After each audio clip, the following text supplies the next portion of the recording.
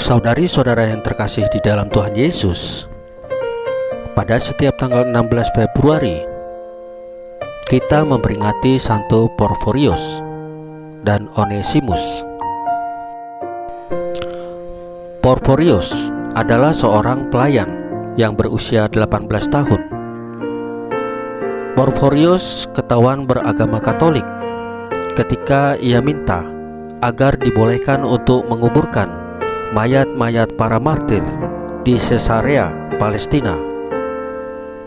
Akibatnya, Porforius disiksa dengan kejam dan dikubur hidup-hidup bersama orang-orang Katolik pada 310.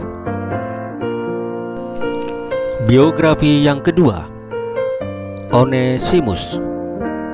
Onesimus yang berarti yang berguna, yang membawa keuntungan, atau yang bermanfaat, adalah seorang budak atau pelayan Filemon di Kolase, Phrygia, Asia Kecil. Rupanya Onesimus pernah melakukan suatu perbuatan curang terhadap Filemon, majikannya, sehingga ia melarikan diri ke Roma karena takut. Di sana, Onesimus bertemu dengan Paulus. Pertemuan ini membawa berkat baginya. Paulus dengan sabar dan penuh pengertian mengajari Onesimus kebenaran-kebenaran iman Katolik, lalu membaptisnya menjadi pengikut Tuhan Yesus Kristus. Perlakuan Paulus yang penuh kasih terhadapnya mendorong Onesimus menjadi pelayan Paulus dan pengikut Tuhan Yesus yang setia. Filemon, majikan Onesimus, adalah orang yang terkenal di Kolase. Ia dipermandikan oleh Paulus di Kolase. Rumahnya dijadikan sebagai tempat pertemuan dua pusat perkumpulan umat Katolik di bawah pimpinan Paulus. Menyaksikan peristiwa yang dialami Onesimus, Paulus segera mengirimkan sepucuk surat kepada Filemon dengan perantaraan muridnya, yaitu Tychicus.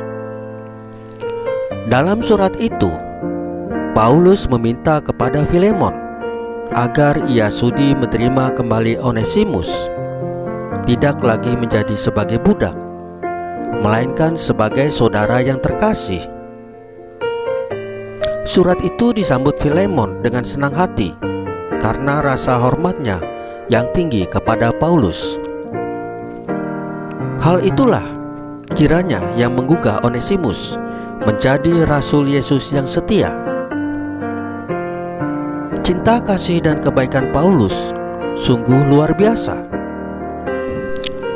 Paulus sungguh luar biasa. Ia tidak hanya mendamaikan Filemon dan Onesimus secara lahiriah, tetapi juga mengajari mereka berdua bagaimana dalamnya dan luasnya cinta kasih Tuhan Yesus kepada manusia yang patut diteladani oleh semua pengikutnya. Dengan bijaksana dalam suratnya, Paulus mengusahakan agar Filemon memberikan kebebasan kepada Onesimus sambil berharap supaya Onesimus kembali kepada Paulus. Menurut tradisi yang diwariskan Santo Hieronymus, Onesimus kemudian menjadi seorang pengkhotbah dan penyebar iman Katolik. Lalu ia menjadi uskup di Efesus, menggantikan Santo Timotius.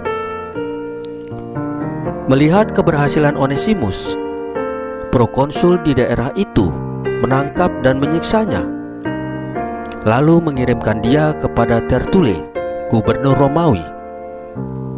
Di sana, Onesimus dipenjarakan selama 18 hari. Setelah dibebaskan, Onesimus mengunjungi Ponseles dan mulai mengajar dan berkhotbah. Ia berhasil memikat hati umat dan memperbandingkan banyak orang. Karena keberhasilannya itu, lagi-lagi Onesimus ditangkap dan dipaksa oleh Tertule untuk menyembah dewa-dewa Romawi. Namun, dengan tegas, Onesimus menentang Tertule.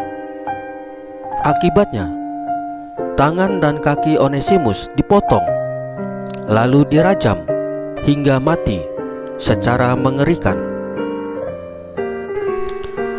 Saudari-saudara yang terkasih di dalam Tuhan Yesus, demikianlah biografi Santo dan Santa Katolik. Semoga menjadi contoh dan teladan bagi kita. Mereka cinta pada Tuhan Yesus dan melaksanakan firman Tuhan Yesus dalam hidup sehari-hari. Mereka rajin berdoa, mereka rajin bertobat, dan selalu menolong yang membutuhkan pertolongan. Tuhan Yesus memberkati kita semua. Amin.